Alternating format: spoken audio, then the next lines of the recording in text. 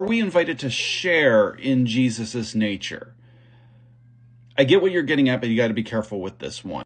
Paul does say that those he foreknew, he also predestined to be conformed to the image of his Son. So there is definitely a way in which we look like Jesus, but it's important to note why we look like Jesus. Because Paul doesn't stop there. He says that we are conformed to the image of his Son so that he, speaking of Jesus, would be the firstborn among many what? Brothers and sisters. This goes back to what we see in Genesis 1, where God says, let us make man in our image according to our likeness. Now, there's really two veins that are running within this idea of being made in the image and likeness of God. The first has to do with the idea that we have dominion, that we are created to rule and reign just as God rules and reigns. We have a divine right to rule over the earth. But the second part of it shows up in Genesis 5, where it says in verse 3 that Adam was 130 years old when he fathered a son in his likeness according to his image and named him Seth. So being made in the image and likeness of God is very much tied to sonship.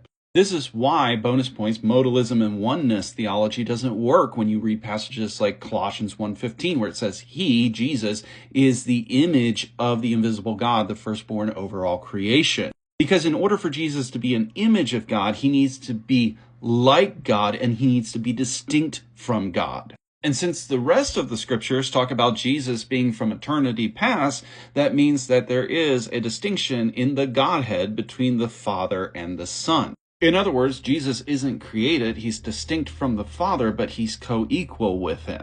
Anyway, back to the original conversation.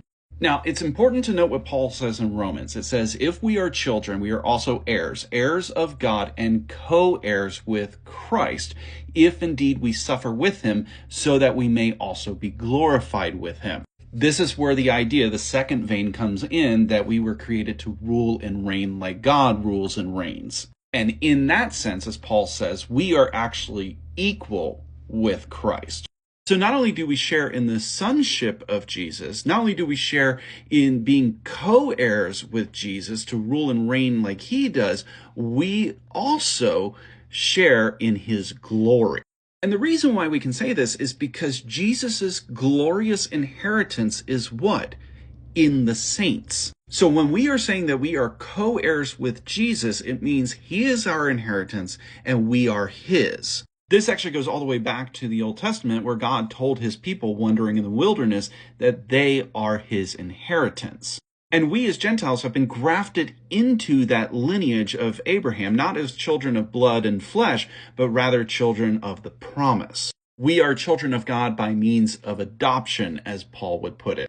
So if I were to go to an orphanage today and adopt a kid, let's call him Timothy for the sake of this illustration. Timothy now shares my last name. He's now a part of the family. He is a benefactor of the money that I bring into the household and the provision that I provide. He gets to learn what it means to be my son and be like his father. He gets to share in the love and the protection and everything that I already give to my son and soon to be daughter. But he is still Timothy. He doesn't get to share in the nature of Robin. Likewise, we are conformed into the image of Jesus. We get to share in the things of Jesus. However, we remain unique and distinct. Because while Jesus shares in the nature of God, we don't share in that nature. At the end of the day, we are going to be glorified human beings. We are not going to become gods. You're not going to get your own planet. So that's the tension that we get to walk out. The more I'm conformed into the image of Christ, the more I act like him, the more I walk righteously and humbly and selflessly, the more I understand the love of the Father. But at the end of the day, I'm still Robin. I'm just a glorified human being, not sharing in the nature of God. Again, the point that I think you were getting at, just a little bit more clarification, just to make sure we're not falling into heresy or Mormonism. Same.